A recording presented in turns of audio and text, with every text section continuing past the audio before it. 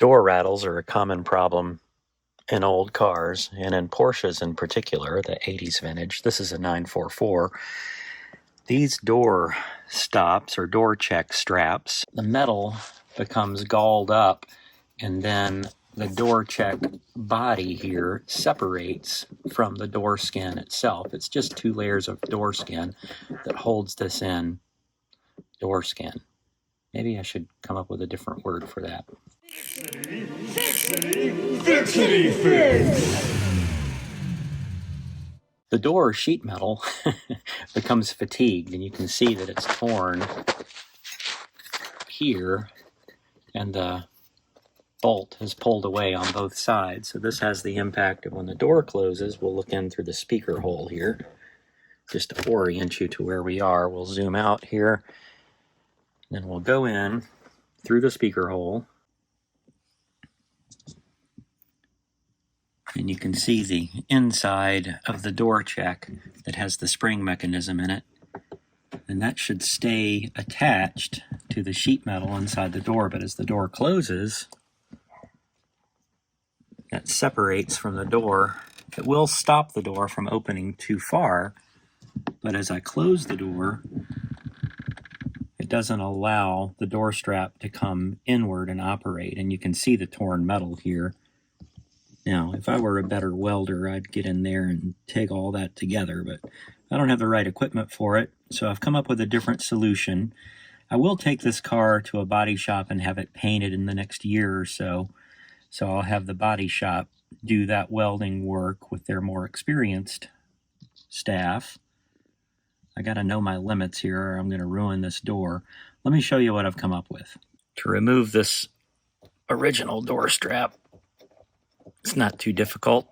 Well, it's difficult to unscrew this 5mm. I've already loosened it, so I'll pop out this door strap pin. A little hard to see.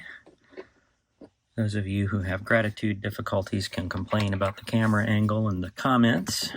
And this door strap will just pull out. In this case, the metal's all galled, so I didn't need to loosen those Allen head bolts.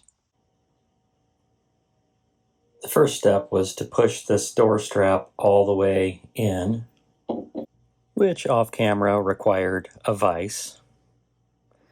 And then I placed it against a piece of 1/16 inch steel stock, just some old welding coupons I had laying around that I was practicing on for the outside most shim that I created.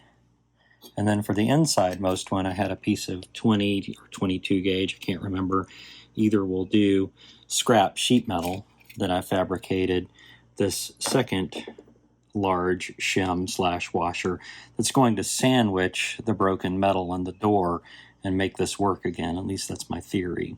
I used this grinder to cut the thicker sheet metal, and then these shears to cut the thinner sheet metal, and then of course used a bench grinder to dress the edges pretty well. I might have taken the time to sand down those old welding marks from practice. Just didn't want to waste any metal I didn't have to waste. Also purchased a new door strap, and these should be really hard to move. The doors create a lot of leverage. Re-threaded the existing M6 by 1.0 pitch bolts, just using the standard tap and die kit.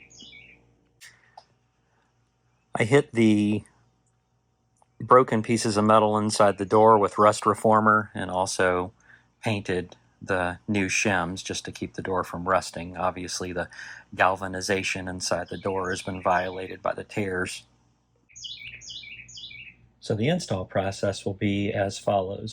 The thinner shim is going to go onto the door strap, and then the door strap will go to the door with the thicker big part here that my thumb is on inside the door, through the broken pieces of metal, and then this is going to have to be fished inside the opening between the outside most piece of metal in the door and the inside, and then this will be fished through and then it'll be door strap, shim 1 inside the door, and then door sheet metal, and then through here,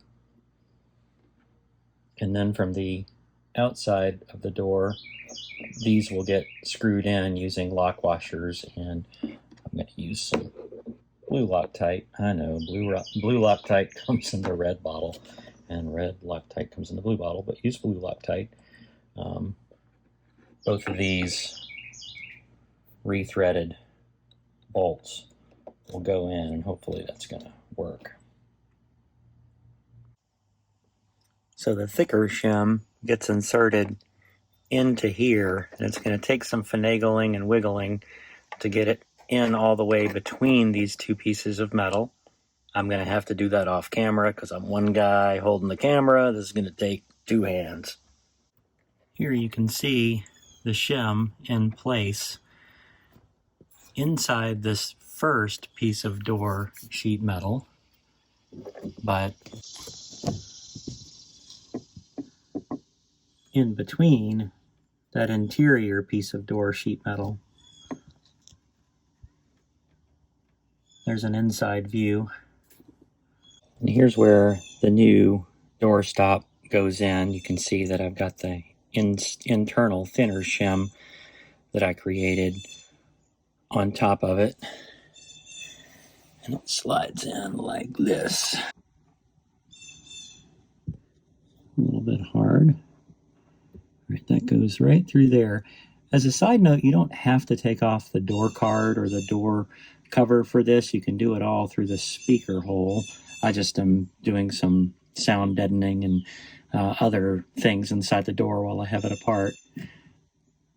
So this is going to slide right in here. I just need both hands to do it, so it's going to be off camera. All right, it slid in there. We're going to get some screws to align and get everything buttoned up. The screws go in here from the outside. Again, a 2-hander, so I'll show you once the screws are through.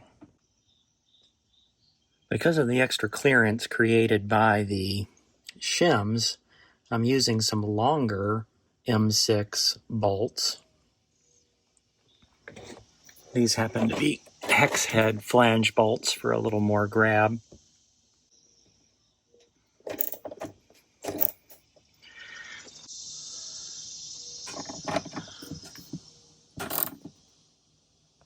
Because of the bent sheet metal on the door and the extra thickness in the shims, I had to use these longer bolts to tighten them and pull the metal back together and bend everything back into place.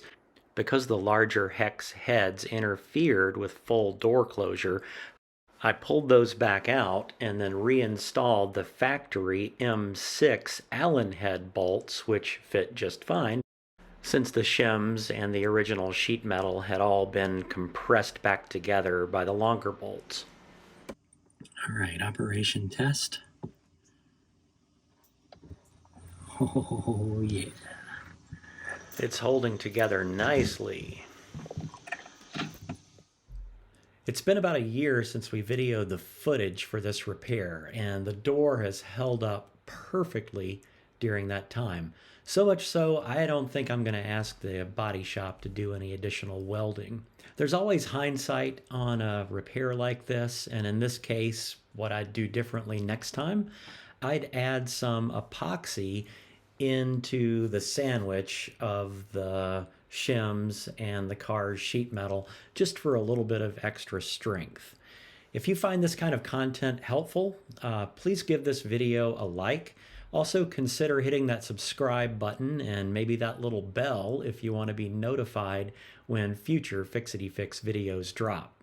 Most importantly, please share your wisdom and tips and tricks below in the comments section. Thank you very much for watching, and we hope to see you next time.